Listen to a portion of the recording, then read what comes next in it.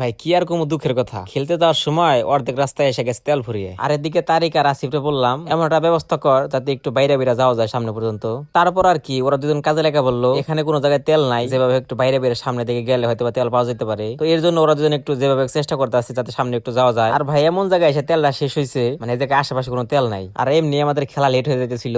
তো তারপর আর কি, তো তারপর আমরা বাইরে দিয়ে রেজিস্টার ধরে তারেকরে পাঠালাম তেল আনার জন্য। যাই না গাড়িটা কোন পর্যন্ত যায় শিখবো। আর এদিকে আমি আর আসিফ চিন্তা ভাবনা করতেছিলাম যে গাড়ি কত দূর যাইবো, তেল কি আনতে পারবো কি পারবো না। তো আসলে আল্লাহ পাক যা করে ভালোর জন্য করে। আমরা এসব কথা কইতে না কইতে দিই তারেক গাড়ি নিয়ে এসে পড়ছে। আমরা তো ভাই অবাক যে এই মাত্র গেল আর এই মাত্র তেল নিয়ে এসে বললো, কিছু বুঝলাম না। তো তারপর তারেক এসে বললো যে আমাদের গাড়িতে আমাদের ব্লগার জাকির ভাই তেল ভরে দিছে। তো এখন আবার আপনারা বলতে পারেন যে ব্লগার জাকির ভাই আবার কোথা থেকে আসলো। আসলে ভাই একটা কথা আছে না, যদি থাকে নসিবে আপনা আপনি আসিবে। আসলে আমাদের গাড়িটা যখন দম দিতেছিল তখনই আমাদের ব্লগার জাকির ভাইয়ের সাথে দেখা হয়েছিল। তো তখনই সে দেখছে যে আমাদের গাড়িতে তেল নাই। তো এটা দেখেও সে আমাদের রেখে চলে গেছে। সে যে আমাদের জন্য তেল আনতে গেছে আসলে এটা আমরা জানি না। আমরা তো ভাবছিলাম সে চলে গেছে, পরে সে আমাদের গাড়িতে তেল ভরে দিছে। আসলে ব্লগার জাকির ভাই অনেক ভালো একটা মনের মানুষ।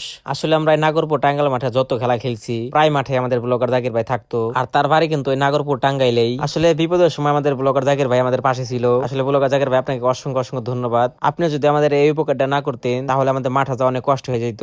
আর এমনিতেও আমাদের মাঠে যাওয়া লেট হয়ে গেছিল। আর যদি এই সময় আমাদের তেল না দিতেন তাহলে মাঠে খেলতেই পারতাম না। আর যাই হোক, যারা যারা আমার পেজটি ফলো দেননি অবশ্যই অবশ্যই আপনারা ফলো দিয়ে পাশে থাকবেন। ধন্যবাদ।